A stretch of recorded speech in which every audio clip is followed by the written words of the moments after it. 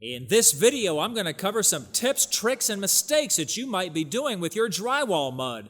I'm going to help your project come out just a little bit better.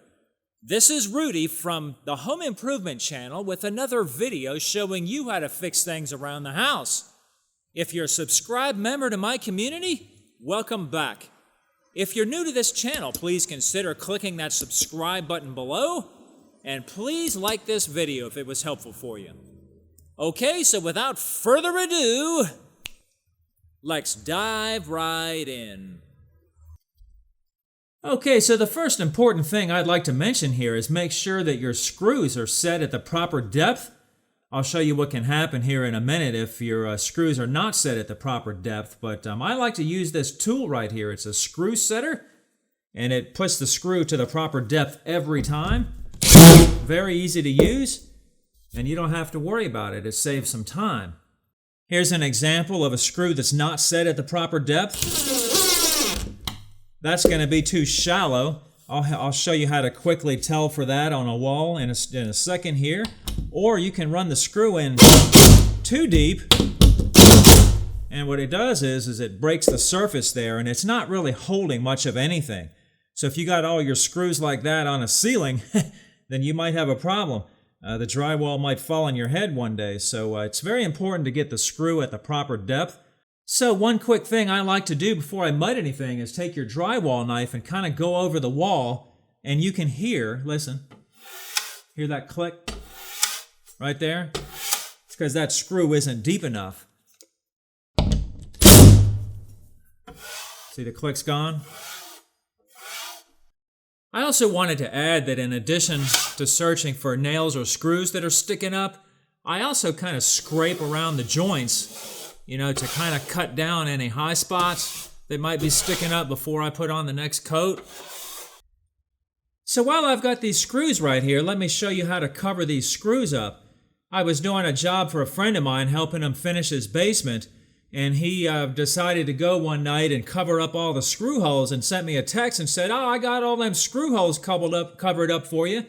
And I said, "Oh, great." Well, when I got back the following morning, they looked like this. Every one of them.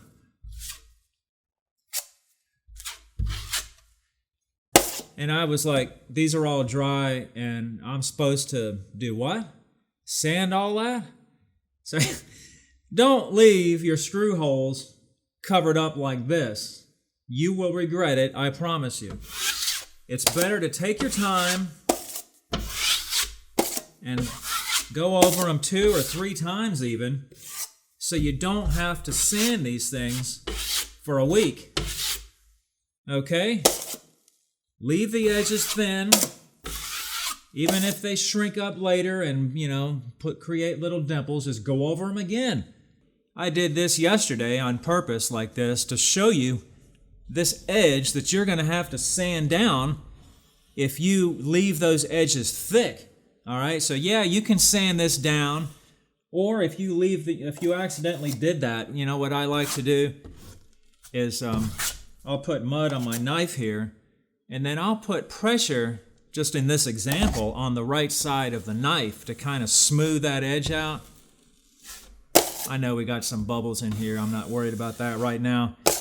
But just kind of put pressure on one side of the knife, and that will cut that edge down so that you don't have to sand it so bad. Just kind of, I'm putting pressure on one side, and I'm leaving the other side almost floating in the air to kind of calm that down a little bit. Okay, tip number 4. Remember I showed you earlier where the screw isn't quite set deep enough?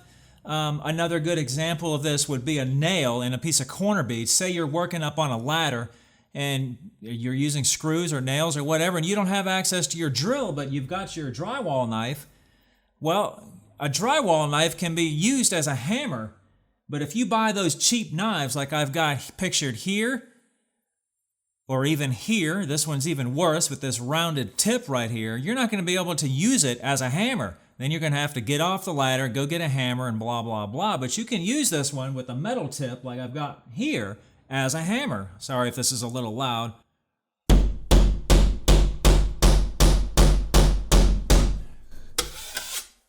It's still clicking, but you get the idea. It works better on nails, of course, because the nails will drive in.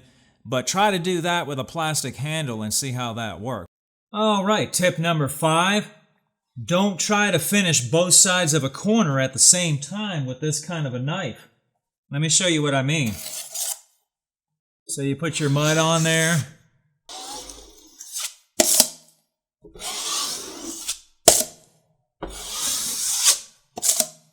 Alright, so we got a nice area right there. But if you try to do the other side, look what happens. So I had one side looking all decent, but now I got this big dimple in the corner. I don't know if you can see that or not. Then I'll try to go fix this side. Now look what I have. I got a dimple on the other side. Same thing. Back and forth. You just can't fix it. You got to let one side dry before you try and do the other side. Now the other option to this is you could use a corner knife. I like to use a corner knife. You can do both sides at the same time. Okay, I've got a video right here that I'll show you that demonstrates me using a corner knife. Okay, tip number 6. One thing to keep in mind, when you're sanding these edges, you want to sand them nice and smooth so that you don't even feel them. If you feel that edge, then it's going to show up on the paint. But in addition to that, I don't know if you can see this is a little bit yellow right here. I made the mud thin kind of on purpose. But sometimes you can sand this. See that? I over sanded that right there on purpose so that I could expose the tape, but a lot of times this happens by accident. You wind up over sanding the mud and then you've exposed your tape, and that's definitely going to show in the paint. So that's the tip. Don't over sand your mud so that the tape is exposed. If that happens, just go over it again with another coat of mud and sand it again later. All right, tip number 7 here is about mesh tape. Have you ever wondered why sometimes you'll do a drywall joint with mesh tape and you find out that the joint cracks sometime later and you're like, oh, this tape is junk. The joint's all cracked up. Well, did you know that on the first coat of the mesh tape, you should use a fast-setting compound like this bag of 45 I've got right here? It's a little bit more work when you're doing a big job like a basement, but it will save you later on down the road from cracks. So you should use fast-setting compound like I have mixed up here on your first coat of mesh tape. All right. I know that's not the best coat. I don't care because this is just a sample. So let this dry, and then you can go back after this and use the regular joint compound that comes in a bucket. But don't use the regular joint compound on the first coat, or you may come to regret it later on down the road. Wait until your mud is dry before you apply another coat. You might be tempted to apply another coat and say, it's dry enough, I can touch it.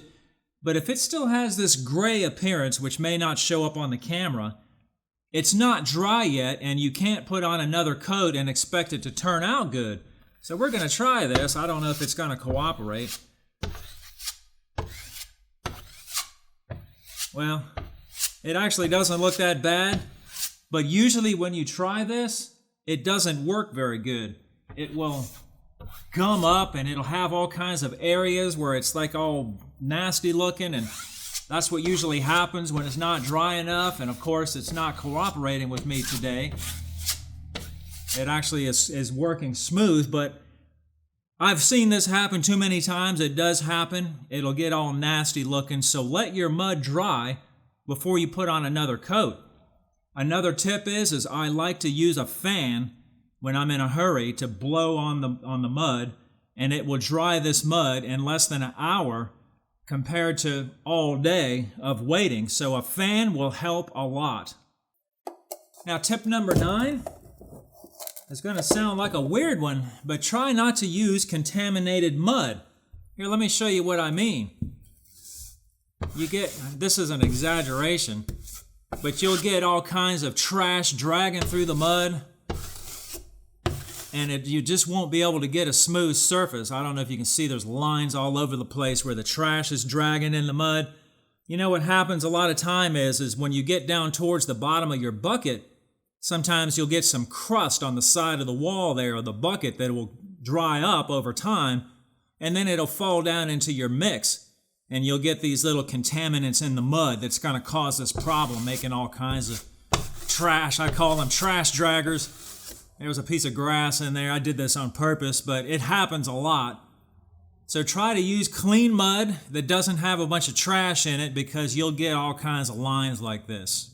If you've been using your mud knives for a while and you haven't rinsed them off, they're going to get crusty little things dried up on them as well, and your mud is not going to be very smooth.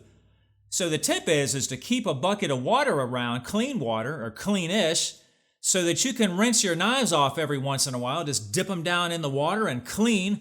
And that'll keep these fresh, and that'll keep that from happening. All right, so this next tip has a little bit of controversy around it. Some people say it makes a difference, and some people say it doesn't. Is this little ridge right here in the center of the paper tape. Okay, here's a real close-up of it so you can see what I'm talking about. If you see on this side, there's a little bit of a ridge, a raised area, and if you look on this side, there's a little bit of a dimple. Here's a picture of the other side. All right, they say that it can make a difference, and then others say it doesn't really make any difference because this ridge is so thin, by the time you mud it, you're not going to see it anyway. But I always err to the safe side, and I put the ridge toward the wall. So the tip is, don't put paper tape on with the ridge sticking up, because you might sand it to the point where you can see that. I doubt it, but it doesn't take any extra time to put it on the right way. So just put it on with the ridge down. Usually the roll unrolls in the direction that the ridge is down anyway. So what's the difference? So that's the tip. Put the paper tape on the right way, to me, with the ridge facing down. Use mud with the right consistency, okay? It should just kind of hang on your knife, but be able to drip off like that. If you use it straight out of the bucket, it's pretty thick. You should thin it down a little bit. If you start off with a full bucket, I like to take a bucket scraper like this and empty some of the contents of that bucket into another bucket, and use a drywall mixing tool like this that's powered by a drill. If you try to use this tool powered by the drill in a full bucket and add water to it, you're just going to slosh it everywhere, and it's going to make a big mess. So with a full bucket, take some of the contents and put it into another clean, empty bucket until your regular, your compound bucket is down enough where you can mix it up with the tool in that bucket. Okay, I'm not going to show how to do this. It's just a thing that you add water to it and get it to a consistency. If you only need a small amount, a lot of times I'll take the fresh mud out of the bucket and put it into my tray, and then just add a little bit of water and kind of work it around like this to thin it out. And that works very well too for a small amount. It doesn't take much water, just very little in fact, to get this to the right consistency. All right, so that concludes this video. If you've hung around with me this far, thanks for watching.